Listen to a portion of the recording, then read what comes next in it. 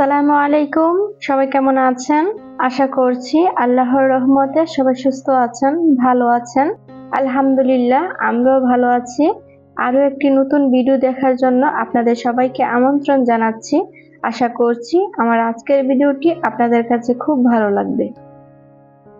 আজকের ভিডিওটি সকাল থেকে স্টার্ট করেছি। সকালে যেহেতু 5টার দিকে আমার মেয়েরা মাদ্রাসায় চলে যায়, তো 5টার দিকে হালকা পাতলা নাস্তা করে তারপরে ওরা চলে গেলে তখন আমি কি করি, সকালে অন্য কিছু নাস্তা বানিয়ে নিই, কারণ ক্লাসে যাওয়ার আগে তো কিছু খেয়ে যেতে হবে।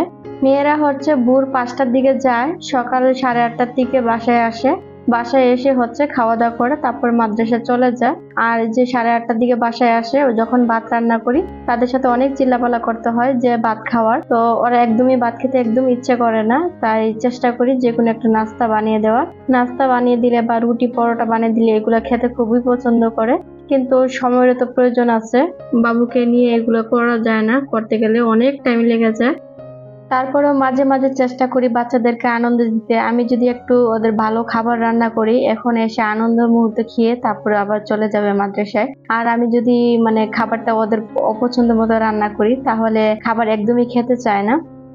নিজের জন্য সুখ খুঁজতে গেলে তো আর বাচ্চাদেরকে সুখ দিতে পারবো না, তাই নিজের সুখটাকে একদম গোপন করে তারপরে বাচ্চাদেরকে সুখ দিতে হবে। যখন মা হয়ে যায় তখন কিন্তু বাচ্চাদের প্রতি আলাদা একটা অনুভূতি সৃষ্টি হয়ে যায় যে আমার বাবুটা কি খেলে ভালো হবে, কোনটা খাওয়ালে খুশি হবে বা কোনটা খাবে, সেই চিন্তায় কিন্তু আমরা পড়ে থাকি। তা থেকে চেষ্টা করি বাচ্চারা যেটা খেতে চায় সেটাই করে দেওয়ার। আর মাঝে মধ্যে যদি এটা সেটা একটু রান্না করে দিই ঘরের মধ্যে, দেখবেন যত বড়ই বাহিরে খাবার এনে দেন না কেন, ঘরের খাবারটা খেয়ে বাচ্চারা যতটুকু খুশি হয়, বাইরের খাবারটা পেয়ে কিন্তু ততটা খুশি হয় না। মা যেভাবেই রান্না করে দেয় না কেন, বাচ্চারা কিন্তু সেভাবে খেতে চায়। আমি 4-5টা আলু সিদ্ধ করে নিয়েছি, সিদ্ধ করে আলুগুলা ছিলে নিয়েছি। এখন আলুগুলা দিয়ে আলুর দম বানাবো। লিচি আলুর দম বানালে আমার বড় মেয়েটা এতটাই পছন্দ করে, সে আজকে সারা দিন না খেয়ে থাকতে পারবে, শুধু লুচি আলুর দম দিলেই চলবে, আর কিছুই লাগবে না। অ্যাকচুয়ালি এগুলো বানাতে গেলেও কিন্তু খুব কষ্ট লাগে, কারণ এই যে আলু সিদ্ধ করা লাগে, ছিলা লাগে, তারপরে আবার আলুর দম বানানো লাগে, তারপরে আবার লিচির ডো তৈরি করে, তারপর আবার লিচি বানিয়ে আবার বাছতে হয়। তো এগুলো কিন্তু শুধু ক্যামেরা বন্দিতে দেখা যায় যে অল্প একটু কাজ করতেছি, শেষ হয়ে যাচ্ছে। অ্যাকচুয়ালি ক্যামেরার পিছনে কিন্তু অনেক কাজ পড়ে থাকে, সেগুলো আবার শেষ করে তারপরে আবার আরেকটা কাজে করতে হয়। আর আমি সবসময় চেষ্টা করি যখন যে কাজটা পড়ে থাকে তখন সে কাজটি সাথে সাথে করে নেওয়ার, কারণ কাজগুলো যদি পড়ে থাকে পরে আমার অনেক কষ্ট হয় যে সবগুলো কাজ একসাথে করতে।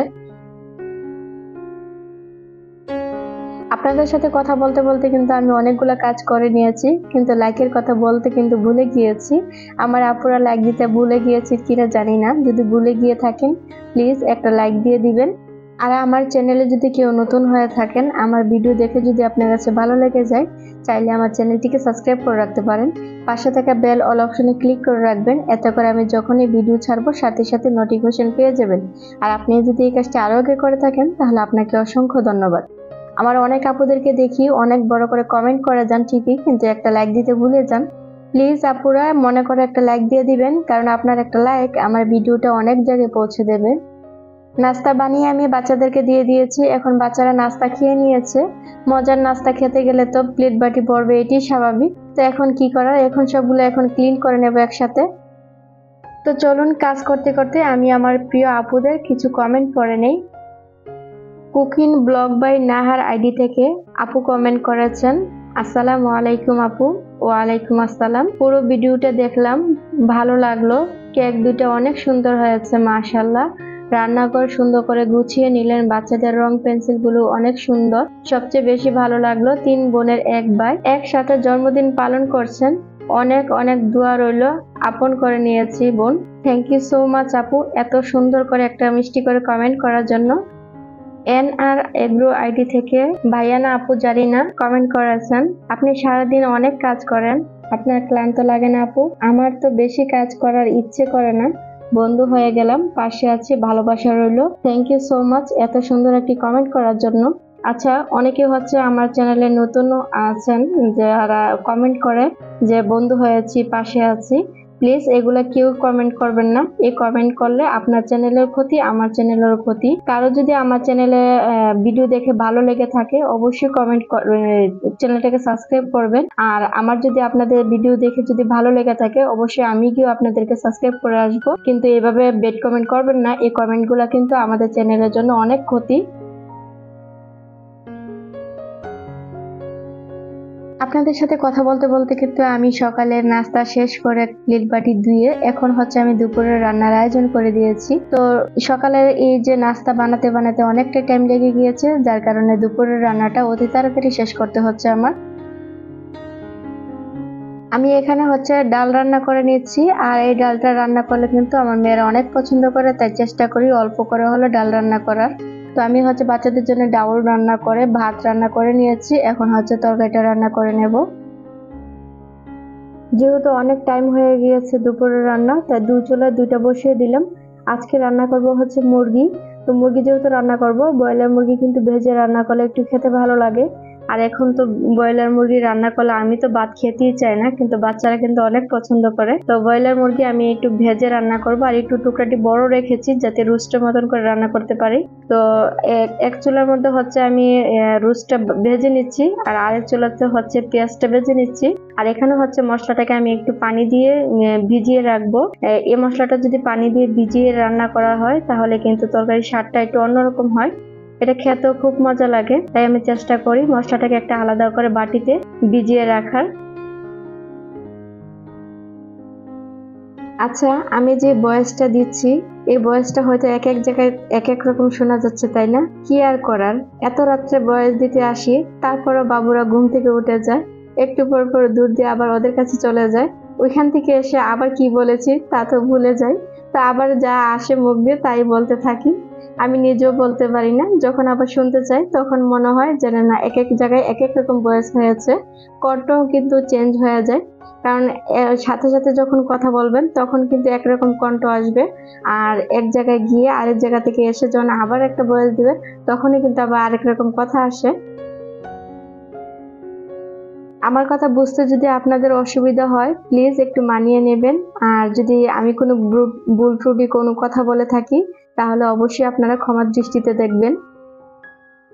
চিকেনগুলো হচ্ছে আমি ভেজে নিয়েছি, চিকেনগুলো ভাজতে ভাজতে হচ্ছে এদিক দিয়ে পেঁয়াজটা ভাজা হয়ে গিয়েছে, আর তার সাথে হচ্ছে আমি মশলা দিয়ে এখন মশলাটাকে ভালো করে কষিয়ে চিকেনগুলো কড়াইতে দিয়ে দেব। তো এখন যে পরিমাণ গরম পড়ছে বলার বাহিরে, রান্না করতে তো একদম ইচ্ছে করে না, তারপরও একটু একটু করে আসি রান্না করতে, তাই বেশি কোনো কিছু রান্না করব না। তাই আজকে শুধু পাতলা ডাল আর হচ্ছে মুরগির মাংস রান্না করে নিচ্ছি। তো এটা দিয়ে আমাদের চলে যাবে, যেহেতু বাচ্চারা খায় না, বাচ্চারা অল্প অল্প করে একটু খায়, এটি হচ্ছে আমাদের একদিন থেকে দুদিন চলে যাবে। তো এখন আর আপাতত রান্না করতে হবে না। যখন দেখি যে রান্না থাকে, একবেলা রান্না করতে হবে না, তখন মনে হয় যে বেঁচে গিয়েছি, আজকে রান্না করতে হবে না। আবার যখন রান্নাটা চলে আসে তখন আর একদম ইচ্ছেই করে না রান্না করতে। ভালো করে মাংসটাকে কষিয়ে নিয়েছি। এখন যে পাত্রে মাংসটা ভেজে নিয়েছিলাম সেই পাত্রে সামান্য একটু পানি গরম করে নিয়েছি। যেহেতু একটু ঝোল ঝোল রাখবো, তো বেশি তো শুকনা করবো না, তাই একটু সামান্য পরিমাণ গরম পানি অ্যাড করে দিয়েছি। আর তরকারিতে কিন্তু সবসময় গরম পানি দিলেই ভালো। দুপুরের রান্না শেষ করে অফ ক্যামেরাতে আমি ঘর মুছে নিয়েছি, গোসল করেছি, বাবুকে গোসল করিয়েছি। মেয়েরাও মাদ্রাসা থেকে এসে গোসল করে এখন চলে গিয়েছে নামাজ পড়তে, নামাজ পড়ে এসে হচ্ছে হঠাৎ খাওয়া দাওয়া করবে। আর তার মাঝে হচ্ছে এখন আমি বাবুকে যেহেতু গোসল করে ফেলেছি, বাবুর জন্য খাবারও বানিয়ে নিয়েছি। তো তার মাঝে হচ্ছে বাবুকে একটু লোশন শরীরে দিয়ে দেব। এই সেট বাম প্রোডাক্ট গুলোর দাম কিন্তু অনেক, এটি প্রাইস এক একটা প্রাইস হচ্ছে 1500-1600 টাকা করে। তো এক একটা আনতে গেলে অনেকগুলো টাকা লেগে যায়। তো আমি এখনো দেশের থেকে কিনিনি, এগুলো হচ্ছে আমি বাহির থেকে ওর আব্বুকে দিয়ে আনিয়েছি, আর বাংলাদেশের থেকে আনিনি, কারণ এত টাকা রাখবে ঠিকই কিন্তু অরিজিনাল পাই কিনা না পাই তার কারণে আমি হচ্ছে বাংলাদেশের থেকে কিনি না। আর বাংলাদেশ থেকে আমার কোনো কিছুই কিনতে হয় না, কারণ হচ্ছে আমার হাজবেন্ড 2-3 মাস পর পরই বাংলাদেশে আসে, তো যা কিছু আনে না কেন ওগুলা ইউজ করতে করতেই আবার কিন্তু উনি আসার সময় হয়ে যায়, তাই আর বাংলাদেশ থেকে কোনো কিছু কিনা হয় না। তো যা আনে ওইখান থেকে নিয়ে আসে। তো আমার বাবুর জন্য এই জিনিসগুলো বাহির থেকে নিয়ে আসার কারণে হয়তো আমি টাকার দামটা বাংলাদেশের তুলনায় আর করতে পারবো না, কারণ আমি হচ্ছে একটা সেট নিয়ে এসেছি, কারণ সেট আনাতে হচ্ছে আমি সবকিছু পেয়ে গিয়েছি A to Z। আর যদি আমি এক্সট্রা করে আনতে যাই তাহলে আমার এক একটা করে নাম বলে আনতে হতো। আর পুরুষ মানুষ কিন্তু আমাদের মেয়েদের মতো কোনো কিছু বুঝে কিনতে পারবে না, কারণ আমরা যেটা বুঝবো ওইটা হয়তো ওনারা বুঝতে পারে না। ভিডিও শুরুতে যদি কেউ লাইক দিতে ভুলে যান, প্লিজ ভিডিও শেষ করে হলে একটা লাইক দিয়ে দিবেন। আর আমার চ্যানেলে যদি কেউ নতুন হয়ে থাকেন, ভিডিও দেখে যদি ভালো লেগে যায়, চাইলে আমার চ্যানেলটি সাবস্ক্রাইব করে রাখতে পারেন। তো আজকের মতো ভিডিওটা এখানেই শেষ করে দেই। আবার দেখা হবে নতুন কোনো ভিডিওতে। সবাই সুস্থ থাকবেন, ভালো থাকবেন। আল্লাহ হাফেজ। আসসালামু আলাইকুম।